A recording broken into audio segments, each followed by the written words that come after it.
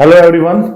तो आपके साथ बहुत ही इंपॉर्टेंट क्वेश्चन रिकॉर्ड कर रहे हैं जो कि मेरे हिसाब से मोस्ट प्रोबेबल है, क्योंकि सीबीएसई की कॉम्पिटेंसी बुक्स में ये दिया हुआ है और काफी सारे प्री बोर्ड्स में भी ये पूछा गया है। तो ये बच्चों को कंफ्यूज कर सकता है, इसलिए मैंने आपको थोड़े से नोट्स बना के दिए हैं। उन नोट्स को करने के बाद आप भी अपनी कॉपी में से नोट डाउन कर लेना, क्योंकि ऐसा मिलता जुलता कुछ भी अगर चेंज होके आएगा तो आप इजिली कर पाएंगे। तो इंपॉर्टेंट पॉइंट्स में, क्योंकि हम 10th क्लास में एक्यूट एंगल्स पढ़ते हैं, तो एक्यूट एंगल क्या होता है बताइए बच्चों। एक्यूट एंगल हाँ, 0 से बड़े 90 से छोटे, ठीक है। तो 0 to 90 में बच्चों क्या होता है, साइन थीटा इंक्रीजेस, साइन की वैल्यू बढ़ती है। आप सोचो, साइन 0 0, साइन 30 1/2, साइन 45 तो साइन धीरे धीरे बढ़ रहा है ना, साइन 60 √3/2, साइन 90 1। तो एक तो ये पॉइंट याद रखना, एंगल बढ़ता जाएगा तो 0 से 90 के बीच में साइन की वैल्यू बढ़ती जाएगी। फिर अगला पॉइंट मैंने क्या लिखा है, नोट कर लेना। 0 to 90 कॉस की वैल्यू डिक्रीज होती है। क्यों? अगर आप सोचे कॉस 0 क्या होता है 1, फिर कॉस 30 क्या होता है, तो ये कम हो रहा है ना, क्योंकि √3/2 1 से कम ही आएगा अगर आप सॉल्व करोगे तो, है ना। कॉस 45 1/√2, फिर और कम हो गया। तो 0 से 90 के बीच जो आप एंगल डालते जाओगे बड़े से बड़ा, वैल्यू कम होती जाएगी, ठीक है जी।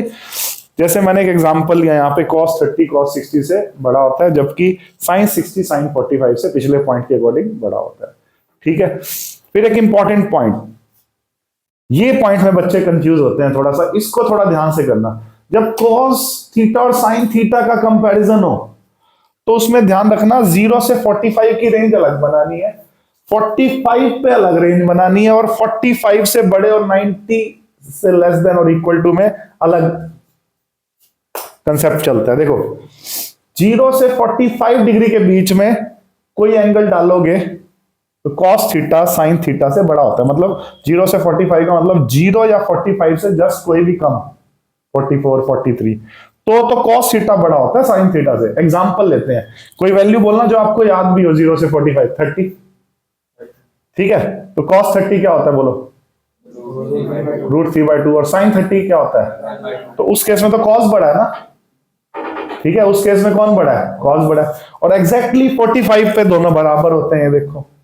लेकिन 45 से 90 की रेंज के बीच में, 45 से कोई भी बड़ा एंगल और 90 से छोटा एंगल, 90 या 90 से छोटा एंगल, तो उसमें अगर मैं देखूं तो फिर कौन बड़ा हो जाता है बच्चों, साइन बड़ा हो जाता है। जैसे साइन 60 क्या होता है बोलो, और cos 60, तो √3/2 जब आप सॉल्व करेंगे तो 1/2 से बड़ा ही आएगा। 1/2 0.5 होता है, तो √3/2 0.5 से बड़ा ही होएगा, ठीक है।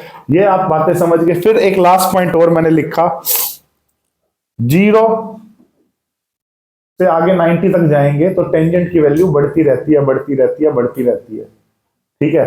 तो नेचुरल सी बात, अगर मैं कहूं टेंजेंट 45 टेंजेंट 30 से बड़ा होता है ना, टेंजेंट 45 तो क्या होता है 1, जबकि टेंजेंट 30 क्या होता है बोलो 1/√3।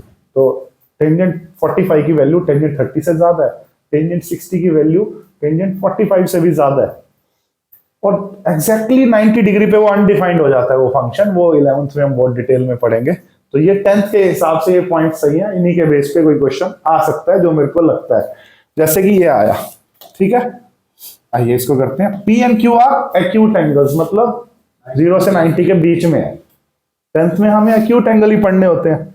और P जो है ना वो Q से बड़ा है, P जो है वो Q से, लेकिन एंगल नहीं दिए, ये दे दिया कि P Q से बड़ा है।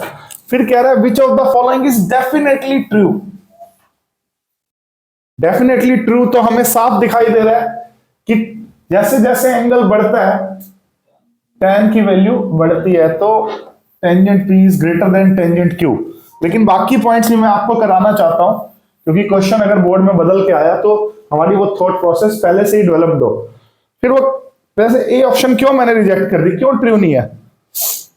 Sine P is less than sine Q, अगर P Q से बड़ा है तो एंगल बढ़ने पे तो साइन की वैल्यू बढ़ती है, तो ये बात तो क्या हो गई बच्चों, फॉल्स हो गई। ये तो कह रहा है साइन P साइन Q से छोटा है, ये बात फॉल्स हो गई, ठीक है। अब कह रहा है cos P is greater than cos Q, जबकि हमने क्या किया अभी अभी यहां पे cos वाली बात पे, cos थीटा की वैल्यू तो कम होती है एंगल बढ़ने पे, तो क्योंकि P Q से बड़ा दिया हुआ है ना क्वेश्चन के अंदर, तो ये वाली बात भी फॉल्स होगी। cos p is greater than sin q, ये हम बता ही नहीं सकते जब तक हमें p और q नहीं पता। आप बताओ, क्या पता p और q इस रेंज में हो? किस रेंज में? 0 to 45। क्या पता p और q 45 से 90 के बीच में हो? हमें पता नहीं है ना। 0 to 45 के बीच में कोई दो एंगल लूं जिसमें p q से बड़ा हो, तो फिर cos थीटा sin थीटा से बड़ा होता है उस केस में तो। और p और q दो ऐसे एंगल लूं जो 45 से 90 के बीच में हो, फिर तो sin थीटा cos थीटा से। इस बारे में भी मैं कुछ नहीं कह सकता। तो हमारा डेफिनेटली पूछा हुआ, तो हमारा आंसर क्या हुआ बच्चों? बी बॉय। ऐसा कोई भी क्वेश्चन घुमा फिरा के आ जाए तो बच्चों कर लेना, और कोई भी एंगल आ जाए यार, अगर मैं कहूं sin 47 sin 43 से बड़ा है या छोटा है, आप डेफिनेटली कह सकते हैं बड़ा है, क्योंकि sin की वैल्यू बढ़ती है। तो आप ये थोड़ा ना कहोगे कि सर हमें 47 डिग्री आता ही नहीं है। Are you getting my point? वो तो हमें वैसे कंसेप्ट ही पता है कि sin की वैल्यू बढ़ती है। अगर मैं कहूं भैया cos 63 cos 57 से बड़ा है या छोटा है? छोटा है, क्योंकि cos की वैल्यू क्या होती है बोलो? डिक्रीज होती है एंगल बढ़ाने पे। Are you getting my point?